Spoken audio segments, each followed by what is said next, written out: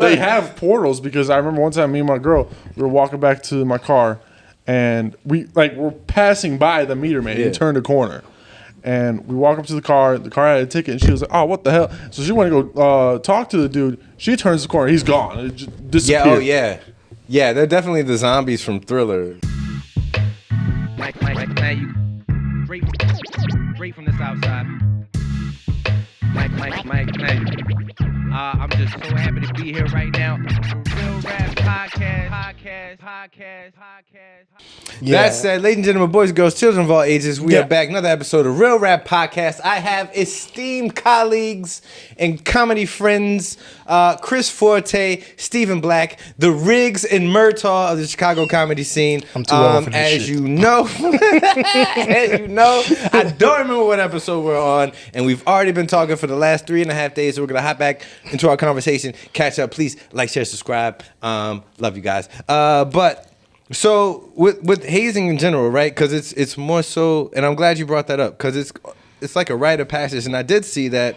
I think there was a young gentleman popped up on my timeline, and he's calling out the hazing, and how X amount of people have been unalived because of certain hazing rituals. But I've heard about this throughout my life, and we was talking about that movie, A Few Good Men. I mean, that entire movie is predicated on that, right? Right. So let me ask you, Stephen and Chris, you got a group. It's your comedy group, your football group, your flag football group, your damn whatchamacall, your pickup basketball league or whatever. When you welcome in a new person, right? All right, say for instance, out of towner comes to Chicago. And you guys are out at the bar. What are you gonna do? Your friend from Montana comes in and you're taking him out to the dive bars in Chicago. What's the first thing you're gonna order from him? My lord. Yeah. Why? My lord. Rite of passage. It's a rite of passage. Rite of passage, It is a horrible tasting liquor. No, actually, I know it's bad and I want to fuck with him. It's not even a rite of passage. I just know it's bad and it's gonna unsettle him. Which is the rite of passage. It's that thing. I came to Chicago and all I got was a shitty Malort shot. You know what I mean? Like there's something about it. They even call it the Chicago handshake when you put it with old style. So right, it's it's like welcome to Chicago. And it's almost, I don't know, is it a guy thing? Like if you're gonna be a part of the gang, like we gotta beat you up a little bit, or we gotta pour water on your head. Now, some of that fraternity stuff, I've heard stories. I never went to college. Right. Some of those things. I'm glad I didn't go. Right. Yeah. I joined the military. We just beat each other up. It sounded Same difference, no? yours sounded wild. You know, not like breaking bones or getting stitches. Right. You just rough up the new guy. Yeah. You get yours out the way and you're cool, and then another new person. And here's the thing: if you're not cool enough, you're not getting beat up. Right. So, you got some people that probably feel bad. Like, I want to get my ass kicked. You probably got people that feel bad that they didn't get beat up. But, there are people out there that was like, I didn't get beat stepping up on each other's gym shoes. Like, oh, I stepped on your gym shoe. What you gonna do about it, pal? It goes back to when I was in. I would visit in Arkansas. I would visit my family, and it's crazy. When I just came back from San Antonio, my uncle he's in the Omega Sci-Fi, the Q Dogs. And I remember when I was little, my grandmother, I went to one of our houses down there, the trailer, and I put on a T-shirt that had, sorry I'm boring you, Stephen, but I put on a... I'm sorry, these banal stories. It's his condition, but I put on... Speed through the story a little bit. Wrap it up. But no, I put on his shirt, one of his fraternity shirts, and just to be like, oh, okay, I got it. It's a cool shirt. My grandmother saw me and immediately told me, she was like, baby, take that shirt off. And I was like, why? She was like, that's your uncle's shirt, and you don't know what he had to do to get it. Take it off or he's going to kill you. And I was like, he's going to kill me over a T-shirt? She was like, he'll kill you. And I was like, all right. I took the shirt off, And, you know, I never spoke to him about it. And I was just like, would he really have killed me over a T-shirt? You know, like, because anybody could, you know, you in the Air Force. If somebody wore an Air Force T-shirt and they wasn't in the Air Force, are you going to kill them? Am I gonna?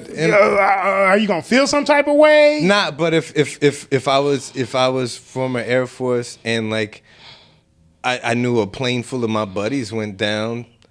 you know what I mean? Like if I was truly invested. All right, so you take my pop for instance, right? Like he was 20 plus years enlisted, flew on planes, been in a bunch of wars, right? Right. And he has lost a legitimate amount of his buddies. Right. Now, if somebody was flogging around him, he's gonna take it a different way than say I would, you know. Right. Let alone Marines, Right.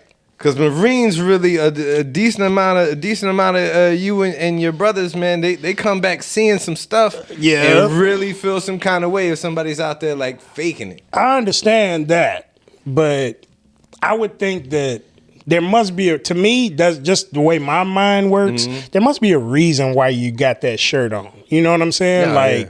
There must be, maybe your father was in the Marines. Maybe your mom was in the Marine. There must be something to it, the why you got that on. Yeah, I don't think, you know. Be some weird people.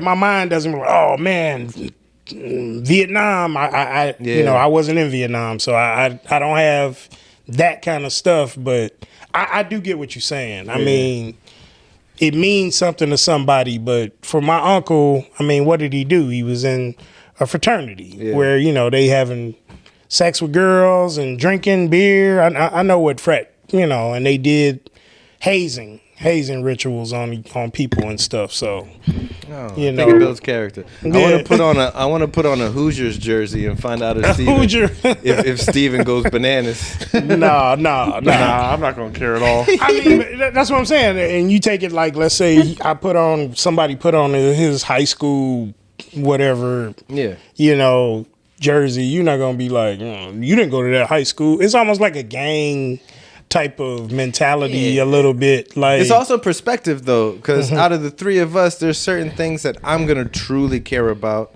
that y'all could really give a shit. If I walked outside right now and somebody took a PS5 and chucked it in like a pool of water, I wouldn't give a shit. I don't play video games like that. Right. Somebody else would cry real tears, like, I could have used that. They take it out, dry it off, put it in a big ass tub full of rice, try and salvage it. It's all perspective. I go to somebody's house and they have like 20 years of Time magazines on the shelf. Yeah. All in little plastic wrap. I'll knock it over and step on every single one of them. Right. For them, they be ready to cut my heart out with a plastic knife. I saw a couple of my Marine buddies like on Facebook, like I think 50 Cent one time he put on the dress blues, the uniform. Oh, wow. Yeah, he put on the dress blues, but it was like a little hip hop outfit. You know, his own little version of it. Yeah. And a lot of those dudes got pissed. They were just like, how dare you put that on? And you know how many people died, you know, sort of like what you were saying, like my grandfather died in this war and, you know, you're making a mockery of, you know, so certain instances I can see what you're saying, but I think sometimes it's, you know, people can go over the top, you know, because I sent my mom like gift shop stuff that had Marine Corps on it, and my son's a Marine, you know, bumper stickers or whatever. You know, that's not a big deal, but.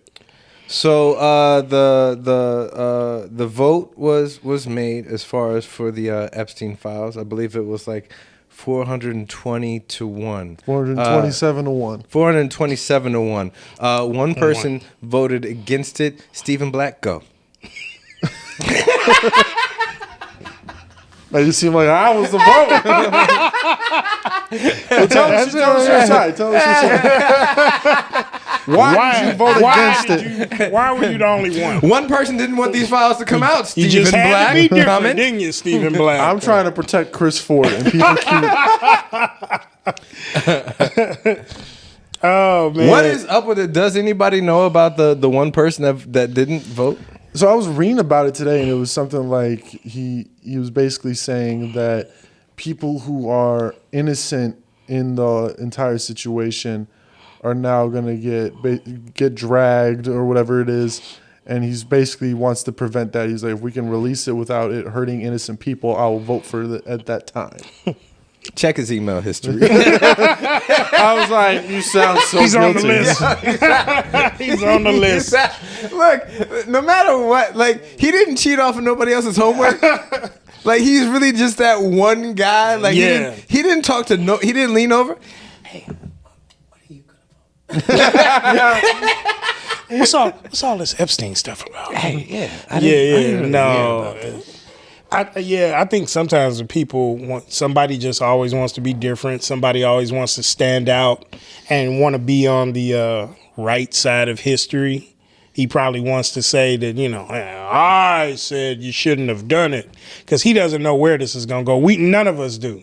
None of us know where this is going to go, how many people are going to be in there. We were talking before, everything started.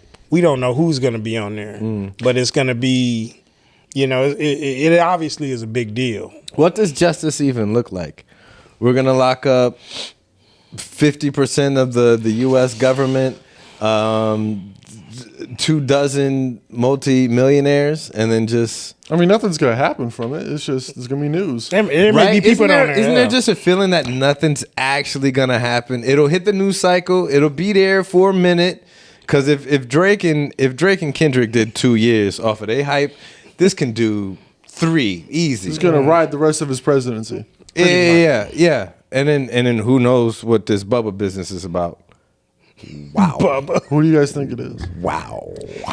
I'll tell you, I don't think it is. I don't think it's Bill Clinton. They said it's not him. So. Yeah, I don't think it's Bill Clinton. I never even thought it, even with all the jokes. I never thought it was Bill Clinton. But Bubba, it's probably some obscure... Donica Lewinsky?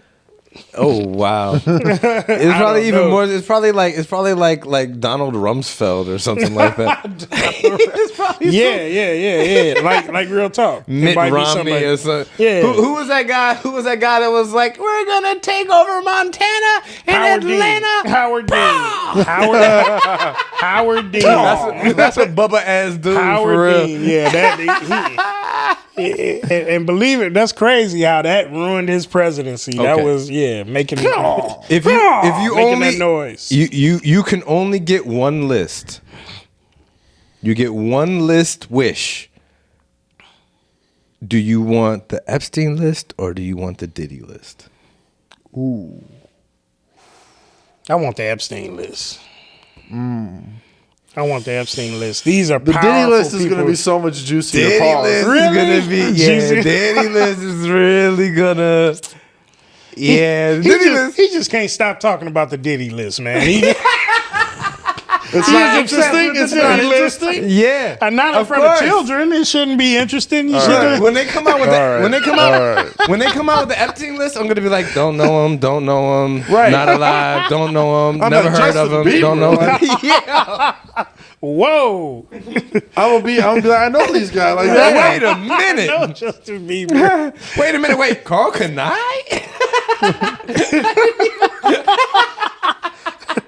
Deion Sanders, like Whoa. Yeah, Steve Harvey, like I'm. you know what? The Diddy list imagine would be knowing interesting. Shaq was at It'd a be Diddy interesting. party. It'd be interesting. Wow. Yeah. Shaq. I think everybody went to the Diddy party, but who left before midnight? That's the Whoever left before significance. midnight, you're good. Yeah. Whoever stayed after when demon time, when it hit demon o'clock. LeBron said ain't no party like a Diddy party. So Nah, yeah. I don't know. LeBron LeBron won. tripping. Nah. But That's why he lost all his hair. Yeah, when LeBron felt his hairline tingling, he was like, "Oh, time to go." I gotta re-up.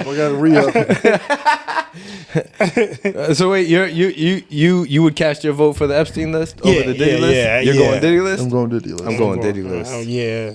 Yeah, I'm the only one vote. I'm one vote. You know, when it's I'm all trying to said be and different. done, I want one of those circle diagrams with the character. I want to know who's Venn on diagram. Venn diagram. Venn Yeah, diagram. yeah. Center of the Whoever's on both The Venn lists, I don't care diagram. who you are. Go to fucking jail. Yo, you're locked up for life. They need If to you're on reopen both Alcatraz lists, for that. you're out of here, pal. Hey, I mean, and Diddy, he only He getting 4 years. So I mean, what are other people gonna get? Like 2 years probation?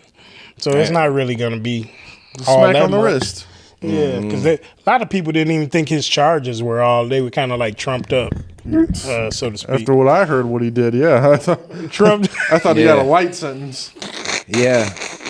I don't know. He did get a light sentence, all things considered. Yeah. Which, if you're in his atmosphere and you was finger wagging when it was looking bad for him, you sweating bullets right now. I just always a summer and a half is right around the corner. I just always think that when people see it, if you hear about it, when you see something happening, and they didn't see any of the Diddy stuff, but the Diddler or whatever, they didn't see any of that stuff, but the visual of him kicking Cassie, that made you just think like, oh man, this is just a tip of the iceberg. Oh, you're talking about the video where he's wearing the towel? Yeah, where he's just kicking her and all that, and so no one thought it was strange that he came out wearing a towel wet while barefoot in that hotel. I just want to go on record saying that. Right. No, he had socks on. That's what it was. He had socks on and he was visibly wet. Yeah. No one thought it was strange. Yeah, I think it was the baby. I feel like I saw an interview like when they was really piling on him right before he got locked up. I feel like I saw an interview with like one of those producers or something like that. And here's what struck me is that the guy was like, yeah, like I'd never go over there if I thought Diddy was gonna, pull out the baby oil and this, that, and the third. And the devil's in the details. It's like the little steps, right? Because he was like, he's over there to do a beat or work on music. And Diddy was like, hey, man, come here so we can have this meeting. And he's like, wait, ain't you taking a shower? Yeah. Come in here, man. Because, it's Diddy's house, so his shower is the size of somebody's one-bedroom apartment. Yeah. But at the same time, it's like, now you're in that position, right?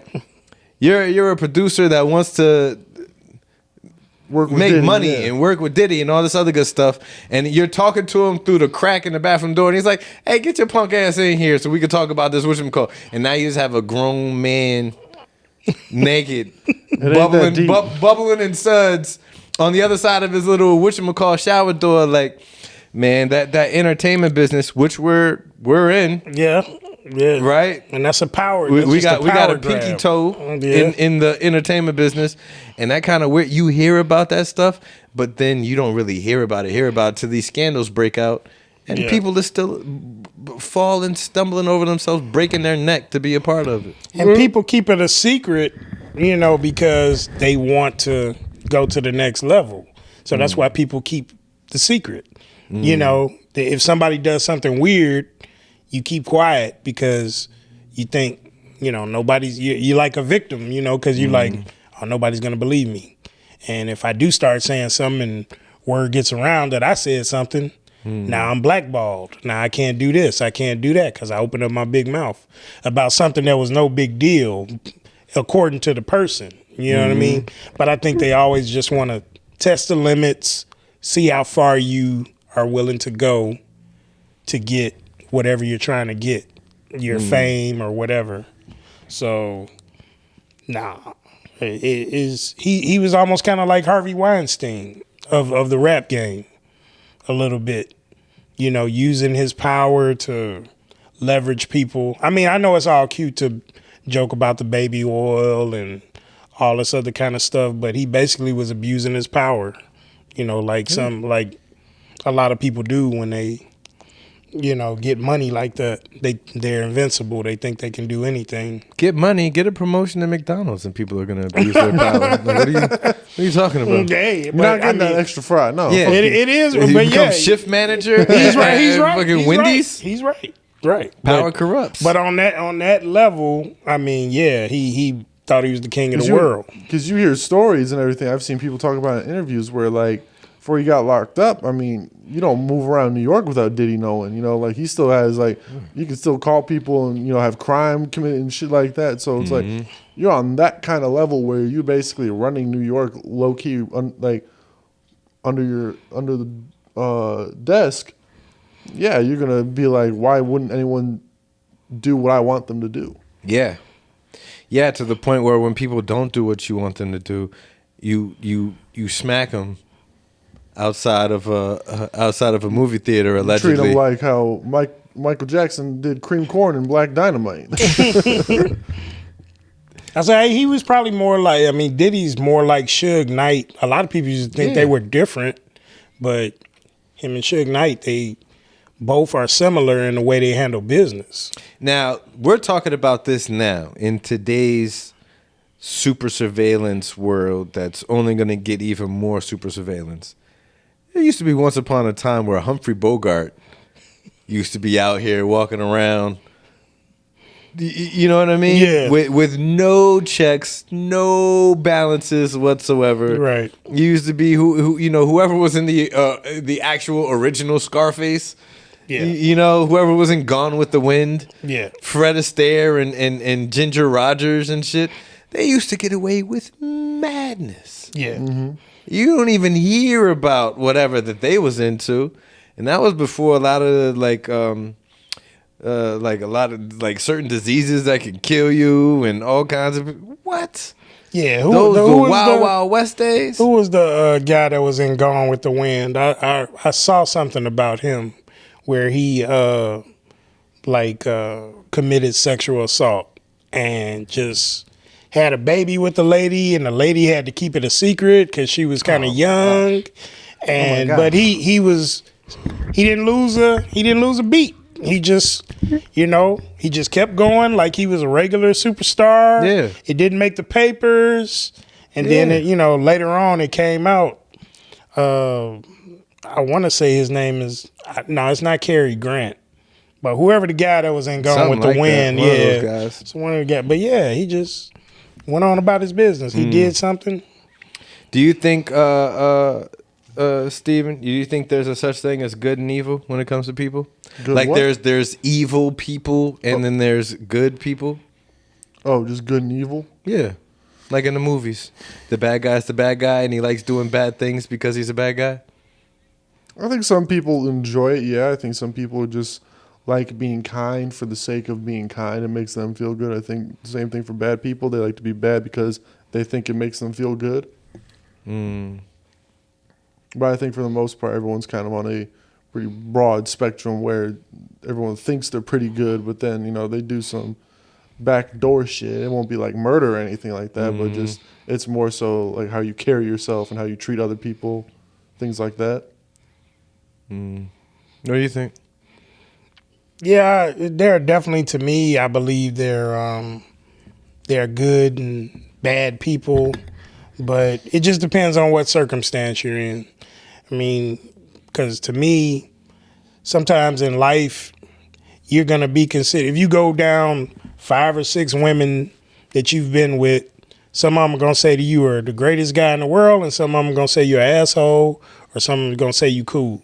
Everybody got a different version of you or whoever you are. So are there good and bad people? Like I said, it just depends on what the circumstances are. Do you understand what I'm saying though? Like I'm a bad guy, like a movie bad guy. The bad guy in every Lethal Weapon movie was, I'm a diplomatic immunity. Right. I'm gonna do whatever for the money. It's just been And just the revoked. money. I'll kill everybody. Right. That's movie evil. I've known people who've done evil things, done very bad things, and they always had a perspective. If I had a chance to talk to them about some of the bad things, there was always a back catalog of whys and what led to this and that and this, and then so I hit the nigga in the head with a crowbar. Right. It's never like I woke up, I was evil, I am an evil person, and I saw somebody there and his head looked really crowbar-ish, so smacked him with a crowbar. There's always like a framework for people that from most of what I've seen. Like all of us and like a lot of people, they look at Donald Trump as a bad guy. A lot of people do, right? How does Barron Trump see him? How does his other children see him? Is he a bad guy to them? You know what I mean? Right. Even Hillary, hello? Yeah. You outside? All right, cool. You down here, my boy? All right, bet. See you in a second. Chris mad. You're letting all these immigrants into his presence. You said what? Chris is gonna get mad. You're letting all these immigrants in his presence. Oh yeah. Oh, it's another immigrant. Unfortunately. Oh, no. Right. As soon as they start talking funny, I just assume. Call ICE Yeah. immediately. Yeah, but no, I think it just depends on what circumstances you in and the lens that you want to see somebody. Everybody got a different lens, you know. Steve might think that he's, some women might think that Steve's an asshole.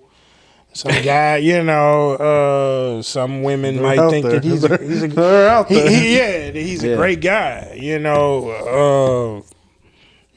Same here. My life, I'm pretty sure there's some people that thought, oh, this guy's an asshole. People that I work with. Kids, wife. Yeah, those people. And those people. those people, yeah. I've always been good Your to those family? people. Yeah. Right. Yeah, right. Oh, yeah. But, Those people. Yeah, they probably do, think, but there probably been some times in my life where I had to be a little bit, more stern and take charge of the situation because I'm the only one that can fix the situation. So that's part of being the leader. Yeah. You're the leader of the household. So yeah, maybe I'll make some decisions that might not be popular. That's different than evil. We got to do it right. That's what I'm saying. Yeah, I think there are people that will do something that is evil, and they'll blindingly see that they're justified. Mm-hmm. But then I do think there are some people that have the self-awareness, like, no, like I know what I'm doing is bad. It makes me feel good, and so that way they there embrace you go. it. And on top of that, we're human beings. Yeah. So when your emotions go past override, it doesn't matter if you know what you're doing is good or evil. Right. You know what I mean? Like, you're like, oh, once you've breached logical. I know I shouldn't be doing this, and I don't give a fuck. I'm gonna do it because that's when you want to do evil. And in that exact moment, you're like the harbinger of evil. Even if you're a good person, you're just in an evil, effort kind of mode, which is that's dangerous as hell. Yeah. Or especially like that's why I get super nervous outside of the job that we do. I get super nervous in groups and clusters of people because that hive mind is real, and it's like you become a part of a collective, and everybody starts doing crazy January 6th stuff, and you're like, ooh, how did I get here? Right. Like I need to escape. Right. Hell nah, man, that's crazy. We need another good. No, we've had riots like consistently for the last every month now. Damn near it seems like. Mm-hmm. Yeah. Yeah, because it's getting crazy, man. I mean, with all this stuff that's going on with ICE and this list is about to set it off. Yeah, it's crazy, man. We're gonna be eating. We're gonna be eating for 90 days off this list. Yeah, you seeing people.